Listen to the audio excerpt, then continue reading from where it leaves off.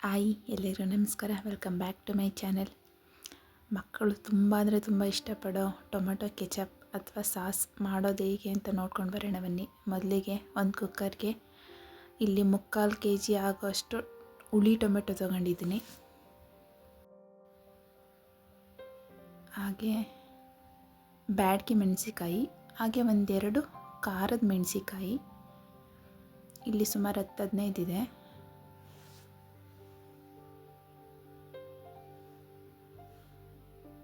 ಒಂದು ಸಣ್ಣ ಈರುಳ್ಳಿ, ಸ್ವಲ್ಪ ಬೆಳ್ಳುಳ್ಳಿ, ಒಂಚೂರೇ ಚೂರು ಶುಂಠಿ,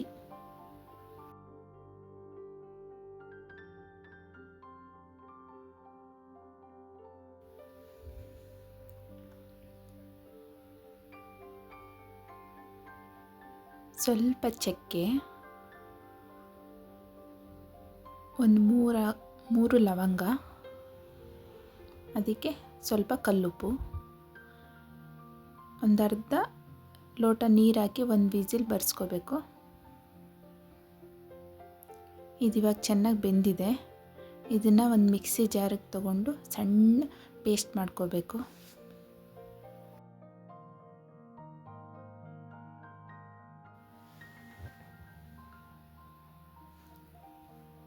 ಇದನ್ನು ಸೋದಿಸ್ಕೊಂಡು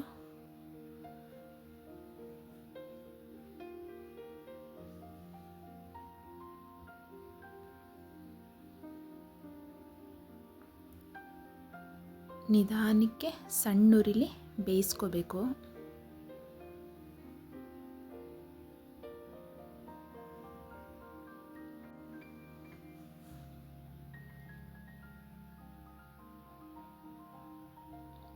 ಹಾಗೆ ಒಂದು 4 ಸ್ಪೂನ್ ಶುಗರ್ ತೊಗೊಂಡಿದ್ದೀನಿ.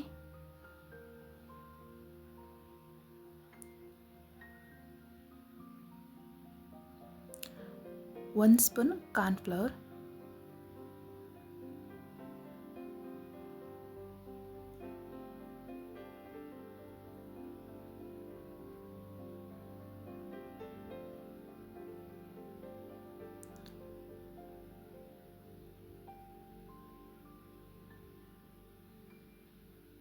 ಇದು ನಿಧಾನಕ್ಕೆ ಬೇಯಬೇಕು.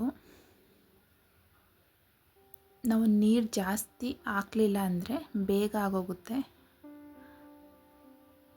ಸ್ವಲ್ಪ ಸಾಲ್ಟ್ ಹಾಕ್ತಾಯಿದ್ದೀನಿ.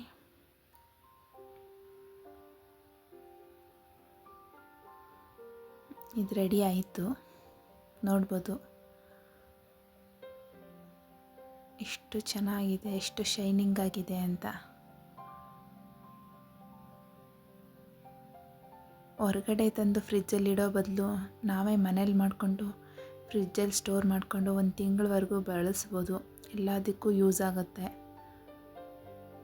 ನೋಡಿದ್ರಲ್ಲ ಎಷ್ಟು ಸಿಂಪಲ್ಲಾಗಿ, ಅಷ್ಟೇ ಹೆಲ್ದಿಯಾಗಿ, ಅಷ್ಟೇ ಟೇಸ್ಟಿಯಾಗಿ ಟೊಮೆಟೊ ಸಾಸ್ ಮಾಡೋದು ಹೇಗೆ ಅಂತ ಮತ್ತೊಂದು ವಿಡಿಯೋ ಜೊತೆ ಮತ್ತೆ ಸಿಗ್ತೀನಿ. ಎಲ್ಲರಿಗೂ ನಮಸ್ಕಾರಗಳು, ಧನ್ಯವಾದ.